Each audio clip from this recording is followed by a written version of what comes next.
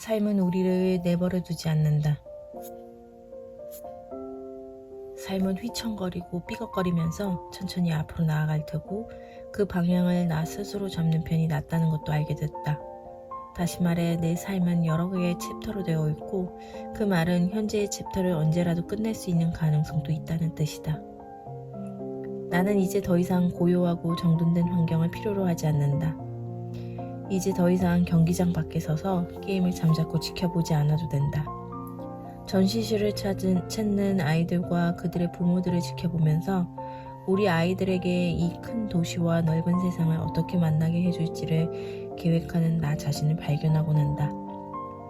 두려우면서도 흥분되는 미래다. 솔직히 말해서 코딱지만한 우리 집이 혼란에 빠지지 않게 하는 일만으로도 벅차고 바깥 세상과 다양한 관계를 맺기 위해 더 강인하고 용감해질 방법을 배우고 싶다.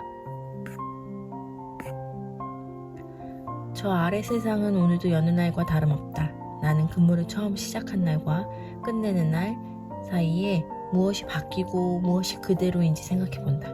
아다는 이제 은퇴를 했다. 트로이도 마찬가지다.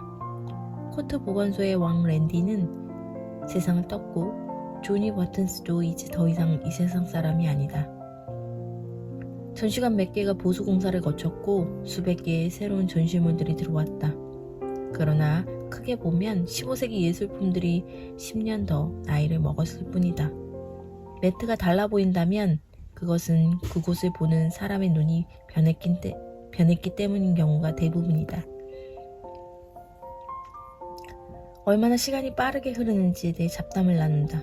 그러면서 나는 이 미술관을 떠나고 나면 나이가 나보다 곱절이나 많은 세상 반대편에서 태어난 사람과 좋은 친구가 되는 일이 일상적이지 않은 세상으로 들어가게 된다는 사실을 절감한다. 매트 경비원들 사이에서 그런 일은 언급할 필요도 없을 정도로 흔한 일이다.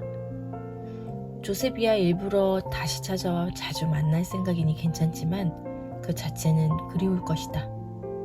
시간 말고는 아무것도 가진 게 없는 동료들과 날마다 나누는 대화, 그다지 중요하지 않은 주제를 친밀한 분위기에서 나누는 시간대 의우기용 대화들도 그리울 것이다. 경비 일이라는 것이 아무 할 일도 없는데 하루 종일 걸려서 해야 하는 일이라며 우리끼리 농담을 하곤 했다. 그를 그 자리에서 떼어낼 방법이 없었다. 그는 그냥 그곳에 가서 편히 자리를 잡고 앉았고 나는 다른 작품들을 둘러보러 갔다.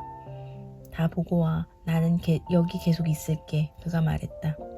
꽤 오랜 시간이 지난 후 내가 돌아가서 이제 다른 곳으로 좀 움직이지는 게 좋지 않겠냐고 묻자 그가 놀란 표정으로 말했다. 믿을 수 있겠어? 진심에서 하는 말인데 여기 이 그림 앞에서 말라빠진 빵 조각이나 먹으면서 2주일 정도 앉아있을 수만 있으면 내 명을 10년은 단축해도 좋을 것 같아. 그러다가 마침내 그는 일어섰다. 하는 수 없지. 그가 말했다. 여기 영원히 있을 수는 없는 일이잖아. 그렇지? 그렇다. 그럴 수는 없다. 하지만 그런 순간들은 위안을 준다. 힘이 나게 한다. 그리고 순수하다.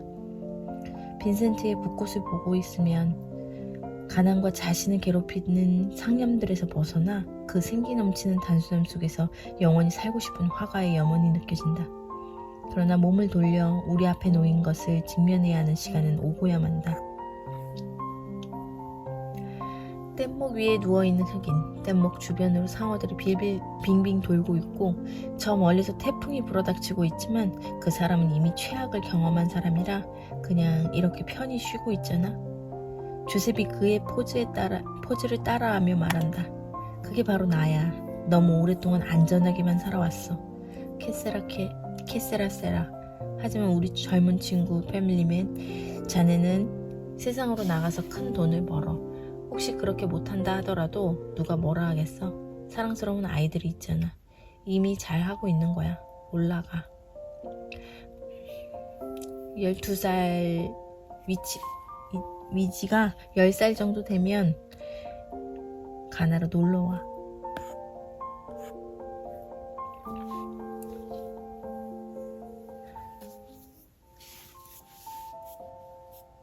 이 그림을 좋아하는 이유는 부분적으로 내가 가진 편견 때문이기도 하다. 나는 오래된 작품이 좋다. 그를 중심으로 나머지 세상이 흔들리며 돌아가고 있는 듯하다. 우아하면서도 부서진 몸은 뻔한 사실을 다시 상기시킨다. 우리가 죽을 수밖에 없는 운명이라는 것, 고통 속의 용기는 아름답다는 것, 상실은 사랑과 탄식을 자극한다는 사실 말이다. 그림의 이런 부분은 성스러운 기능을 수행해서 우리가 이미 밀접하게 알고 있으면서도 불가해 한다는 것을 가닫게 해준다. 디테일로 가득하고 모순적이고 가끔은 지루하고 가끔은 숨막히게 아름다운 일상. 아무리 중체대한 순간이라 하더라도, 아무리 기저에 깔린 신비로움이 숭고하다 할지라도 복잡한 세상은 멈추지 않고 계속해서 돌아간다. 우리는 삶을 살아가야 하고 삶은 우리를 내버려 두지 않는다. 마지막으로 그림 하단에 있다. 그곳에서 그림의 톤은 다시 한번 변화한다. 거기에는 슬픔에 겨워 쓰러진 어머니를 돌보는 연민 가득한 사람들이 있다. 수동적인 구경꾼들과 달리 그들의 마음은 같은 방향, 즉 선행으로 향하고 있다. 그림의 이 마지막 부분은 따르고 싶은 모범이다. 내 앞에 펼쳐진 삶에서 나를 필요로 하고 내가 필요한 경우들이 있을 것이다. 내가 할 수 있는 최선을 다하고 다른 이들도 나를 위해 그렇게 해줄 것이라는 게 나의 희망이다. 수수께끼 같은 미소를 짓고 있는 모나리자는 세상에 한 점밖에 없을지 모르지만 어디를 가나 바라볼 가치가 있는 얼굴들은 많이 있다.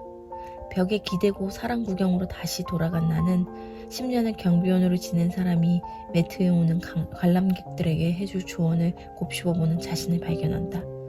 그 메시지는 우리 아이들을 포함한 세상 사람들과 나누기 위해 내가 여기서 품고 나가는 것들 중에 하나다. 감각되는 것들을 묘사할 말을 찾을 수 없을지도 모르지만 그래도 거기에 귀를 기울여 보세요. 어쩌면 그 침묵과 정적 속에서 범상치 않은 것 혹은 예상치 못했던 것을 경험하는 행운을 누리게 될지도 모릅니다. 예술품의 제작자, 문화, 의도된 의미에 관해 알아낼 수 있는 건 모두 알아내세요. 그것은 보통 우리 자신을 겸손하게 만드는 과정입니다. 그러나 어느 시점이 되면 방침을 바꿔 자신의 의견을 내세워보고 싶은 마음이 들 것입니다. 우리가 사는 세상을 우리와 다름없이 오른투성이인 다른 인간들이 어떻게 해석했는지를 두 눈으로 직접 볼 수 있는 것이 바로 매트입니다. 여러분은 예술이 제기하는 가장 거대한 문제들에 대해 의견을 피력할 자격이 있습니다. 그러니 아무도 자기 생각을 들을 수 없다는 사실에 기대어 용감한 생각, 탐색하는 생각, 고통스러운 생각 혹은 바보 같은 수도 있는 생각들을 해보십시오. 그것은 맞는 답을 얻기 위함이 아니라 우리가 늘 사용하는 인간의 정신과 마음을 더 잘 이해하기 위함입니다. 많은 경우 예술은 우리가 이 세상이 그대로 멈춰섰으면 하는 순간에서 비롯된다. 너무도 아름답거나 진실되거나 장엄하거나 슬픈 나머지 삶을 계속하면서는 그냥 받아들일 수 없는 그런 순간 말이다. 예술가들은 그 덧없는 순간들을 기록해서 시간이 멈춘 것처럼 보이도록 한다.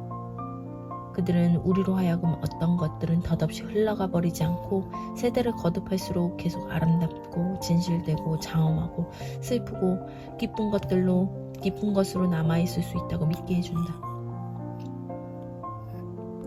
10년 전 배치된 구역에 처음 섰을 때 내가 이해하지 못했던 것들도 있었다. 때로는 삶은 단순함과 정적만으로 이루어져 있을 때도 있었다. 빛을 발하는 예술품들 사이에서 방심하지 않고 모든 것을 살피는 경비원의 삶처럼 말이다. 그러나 삶은 군말 없이 살아가면서 고군분투하고 성장하고 새로운 것을 창조해내는 것이기도 하다. 149일차 독서하였습니다.